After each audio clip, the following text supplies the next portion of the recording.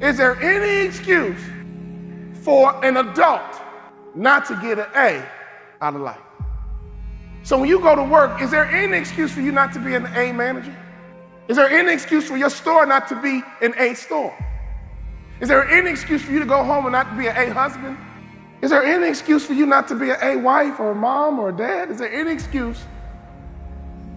Because we're not in middle school anymore. We're not in high school anymore. So on report card day, I came home and I would sit down with my mom and dad and I would make excuses about my C. Well, Mom, you know, I don't like the teacher, Mom, and the teacher doesn't like me. That's why she gave me a C. You know, my mom would say, that teacher didn't give you nothing. You earned a C. Nobody can stop you but you.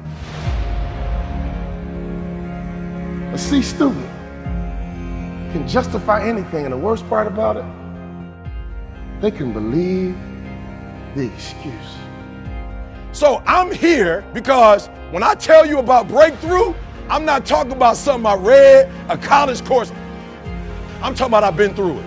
So here's the first thing I want y'all to know. This is the year of the breakthrough. This is the year of the what? Breakthrough. This is the year of the what? Breakthrough. This is the year of the what? Breakthrough. Act like you hear me. This is the year of the what? Breakthrough. This is the year of the what? Breakthrough. Act like it. It's hard when you're in the library and you studying and you read and you take the test and you get a 55. That's hard. So what I want you to understand about the breakthrough is that 90% is work, but the last 10%, that's fight. But you mean to tell me I'm going to every class and I'm still failing? You mean to tell me I'm reading every paper, I'm still failing? That's the hard part. The breakthrough is the hardest part because the breakthrough is not about the X's and O's. The breakthrough is not about the weight room. The breakthrough is not about studying the plays. The breakthrough, that last 10%, is all mental toughness. The last 10%, the breakthrough is not about being better than them. You're already better than them. You're just not better than them mentally.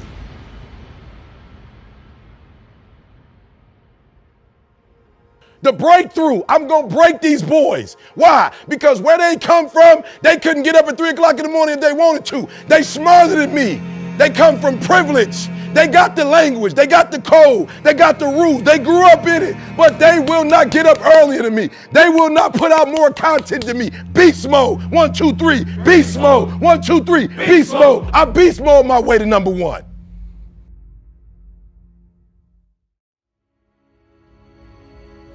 My father taught me something very valuable.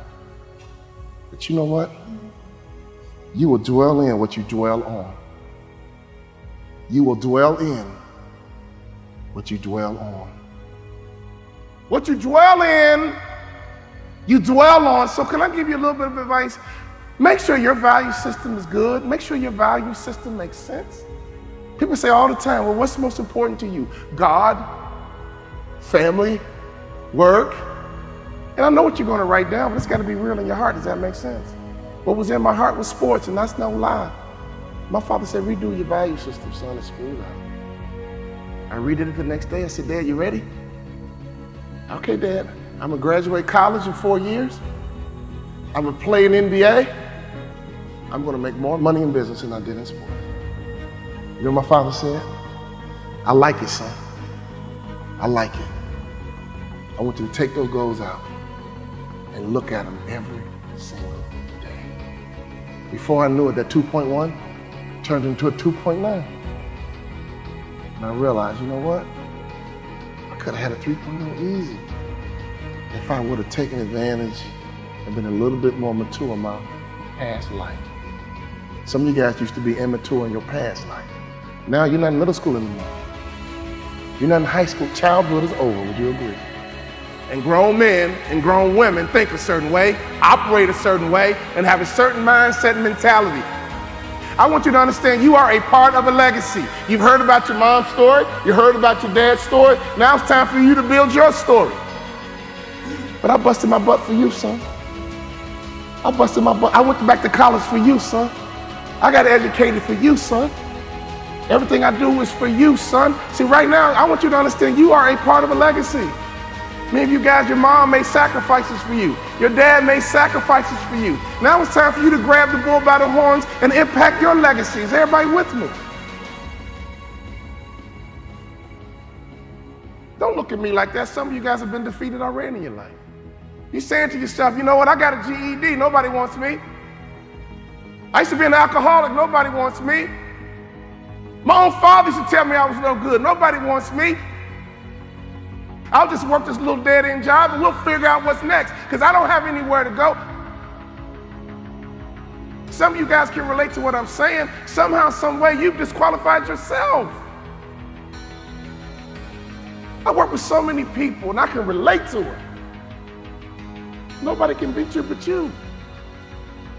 Nobody can stop you but you. But the worst thing you can do is disqualify yourself. Now I'm 50 years old. I got a wife. I got kids. I got mortgages. I got bills. School is over. That's all about the real deal right now. You guys with me? Your mom and dad have this story. Your grandfather, your grandmother has his and her story. Now you are building your story.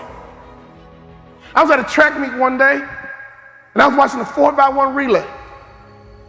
And I love a 4x1 relay because that first sprinter takes off with the baton in their hand, and they run as hard as they can, as fast as they can, and when they get to the next athlete, they yell, "Stick!"